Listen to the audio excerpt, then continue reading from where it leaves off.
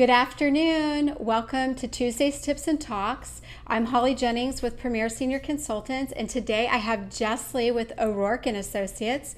Thanks for coming this afternoon. Thanks for having me. I always love coming over and spending some time with you. Yes. So this is kind of like an encore. We've done this before, but we wanted to have Jeslie again because it's been a little while, and we always know that there's different things going on, updates she can give. So I'll just let you go ahead and start. For people that haven't heard of O'Rourke and Associates, tell us a little bit about what you guys do over there. Okay. Well, I always like to give the backstory because O'Rourke and Associates, if you think about it, we've been around now for 2 years. But if you look at the Cameron Group, we've been around for over 20 years. So O'Rourke and Associates was originally the Cameron Group. And the owner of the Cameron Group's Amy O'Rourke. Amy Cameron O'Rourke. Right. So initially the company had care management, home care, and a benefits department. And it was kind of like a one-stop shop for all of the needs, because you have a person who comes in and they need home care, and then we're providing them with services to figure out how they're going to pay for that care, or if they need to move to an assisted living facility, facilitating the process of finding people who can assist them with placement. And the care managers who are really like hands-on, boots on the ground for the people, especially for the elder person who doesn't have a family member who lives nearby. So if you've got someone who retired and came to Florida, which is very common, and then their kids are up in Georgia or California or wherever, they have someone that they can call and reach out to be their boots on the ground for their parent.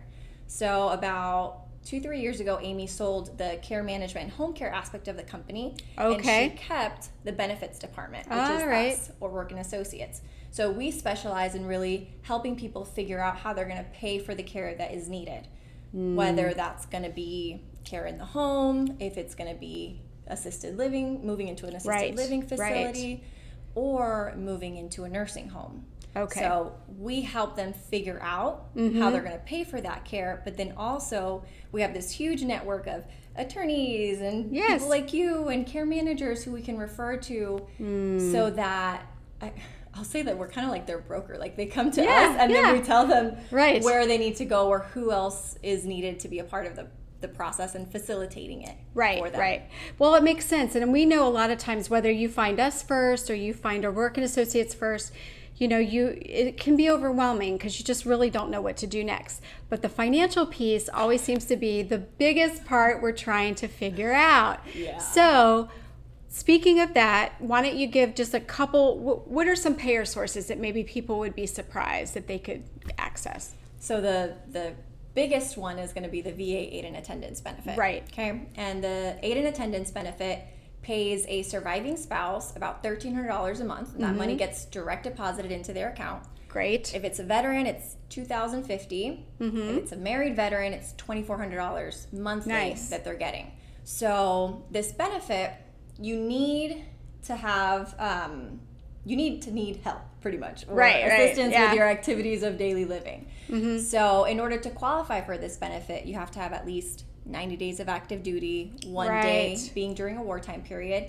And then there's an asset limit right now of about $138,000. Your home doesn't count as an asset, and a car doesn't count as an asset. And even if you're slightly over that, we can always help people figuring out options so that they can still get below the limit and qualify. Oh, that's good. So people don't have to wait until they're down to that amount. Exactly. If we get to them beforehand, we can give them some suggestions. A lot of the times we have it to where a person has their child as the caregiver. And they don't realize, hey, you could be paying your kid monthly for care. To know. And you're spending down. And also it's helping you qualify for the benefit. Because another factor is there's no asset limit for this, there's no income limit for this benefit. But in order to qualify for the full benefit amount, your medical expenses have to be about the same or exceed your income. So if you're bringing in $3,000 a month, you've got to be spending at least $3,000 a month for care. Okay, that makes sense. Well, that's really good.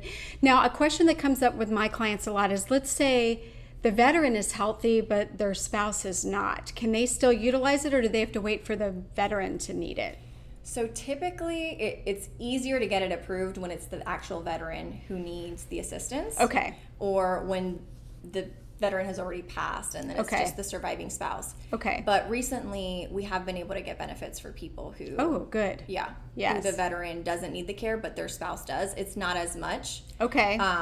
I can't give you the exact amount, but I think it's about $1,500. Okay, that's still get. helpful. So, I mean, if you're struggling, you're the caregiver as the veteran, it's worth your while to look into it and see. Yeah. Okay. And sometimes it will, primarily in this situation, it could be that they both move, let's say, to an assisted living facility. Oh, good point. So Okay. we're still able to qualify them under the veteran. Right. So regardless of the situation, you don't lose anything by giving us a call to figure out, Okay.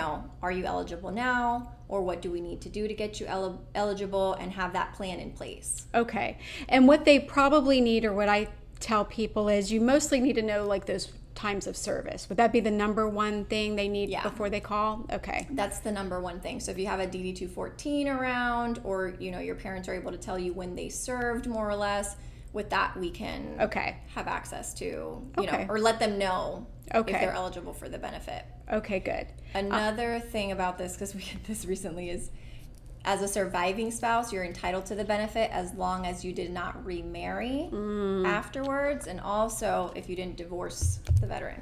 Before. Yes. Yes. If you Okay. divorce them, you can't get it. Okay, those Yeah. are good things for us to remember. So that's the VA aid and attendance. What else do you see, or what else can they use to pay for care? So there's also the long-term care Medicaid. Okay. And under the long-term care Medicaid umbrella, you've got Medicaid for people who are in a nursing home, Right. and you've got Medicaid for people who are in the community. And the community can be an assisted living facility or at home. Okay. So I'll talk first about skilled nursing. Okay. That'd be helpful. Yeah. Skilled nursing, nursing homes, rehab centers. If you're private paying, it's anywhere from $7,000 to $10,000 a month. That's a lot. Yeah. And I've seen some that are even more. Like Yes, closer to me too. 14,000. Yes, it's crazy. Yeah. Yeah. It's insane now. But with Medicaid, the way that it works is you pay your income to the facility, and Medicaid covers the rest of the bill. Right. Okay. So instead of paying $10,000, if your income is $3,000, you're going to pay $3,000 to the facility, and Medicaid covers the rest. Okay. And there's a lot of different things that can be done, and eligibility criteria and asset criteria and all that. But with Medicaid, there's so many legal things that you can utilize to spend down, that if you're in a situation where you're in a nursing home and you can think, my mom has $100,000, she's not going to qualify for Medicaid. Right.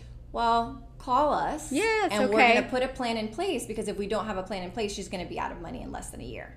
That's a good point. You need to plan ahead, and Yeah. it takes a little while, which is Medicaid. It takes a while, but it's doable. Okay. So if you're Don't be discouraged. Yeah, don't be discouraged. Don't think it's not possible.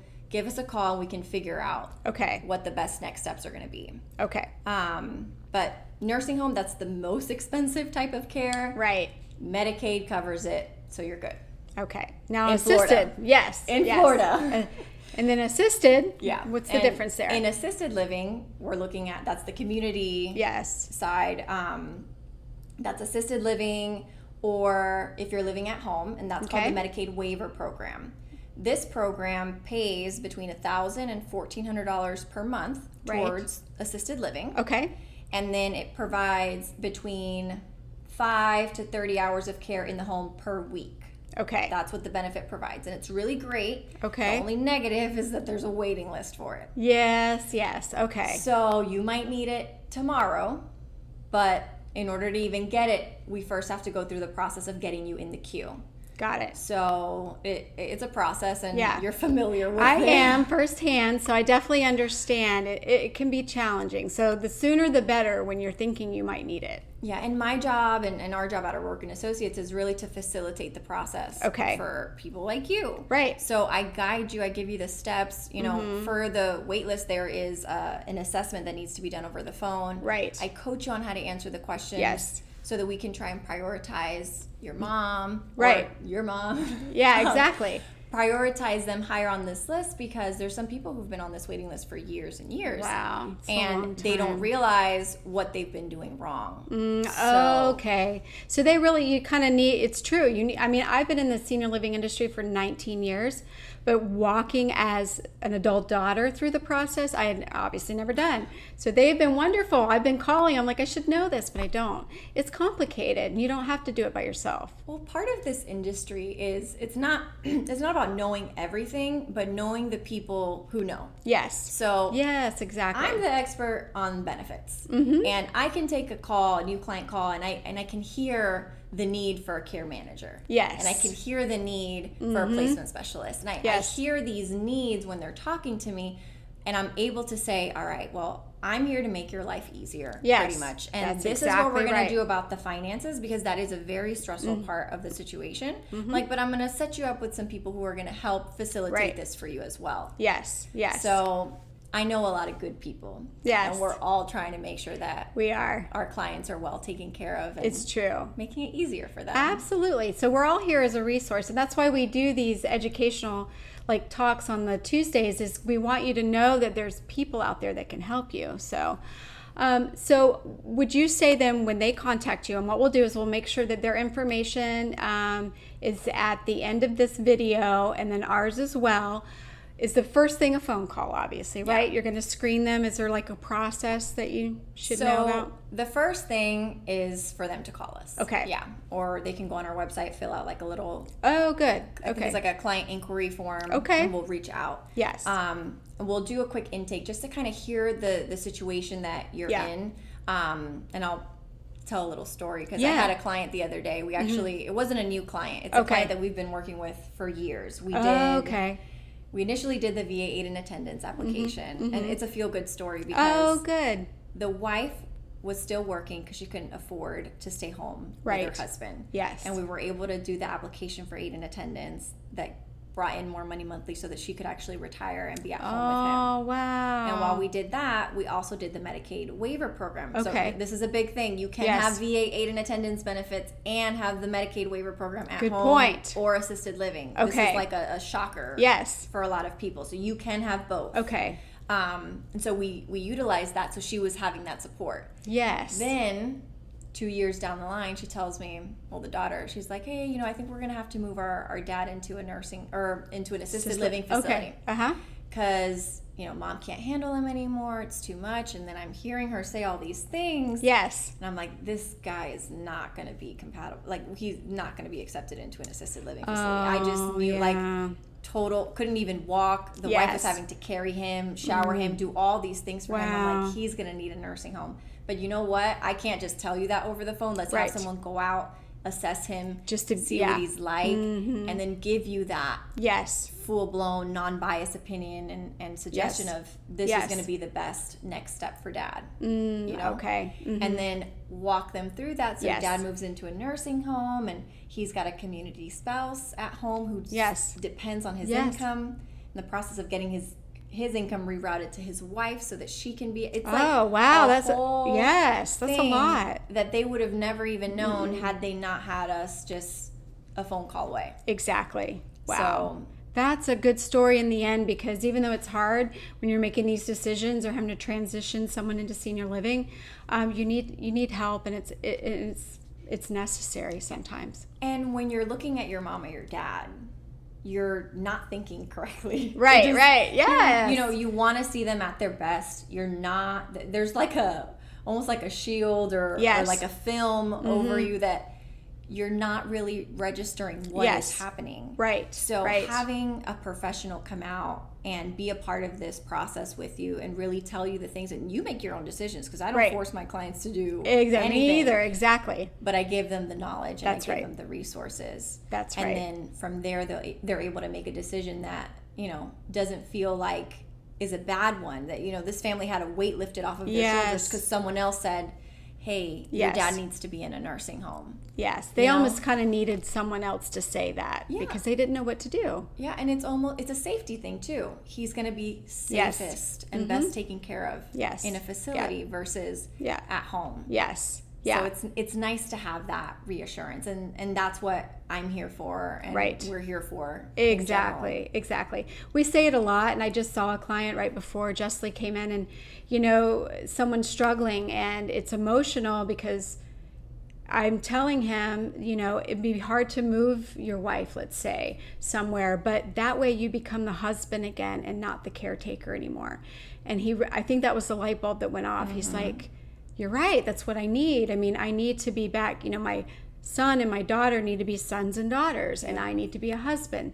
So let them do that so you can go and visit and have that special time. I think we're like therapists sometimes. Yeah, exactly. Yeah, it's true. It's true. But I love it. I know you do too. I love it. I treat everyone, as if they were my grandparents. Yes, me too. Yeah. My mom now is dealing with my grandparents in their 80s, and they haven't been diagnosed with anything. Yeah. But me being in this field, I'm like, let me do a mini meno on you. Let me see what's going on. So I can see that there's obviously some signs of early onset or late onset Alzheimer's or dementia, all of that. And it's all starting up with them. And they live in Miami, so we go and we visit, and it's a process. And it's like, I'm just waiting for that one event that it's going to be all boots on the ground. Right, and that's what we don't want you to end up in a point of crisis where you're making decisions under a crisis. So it's always to be proactive.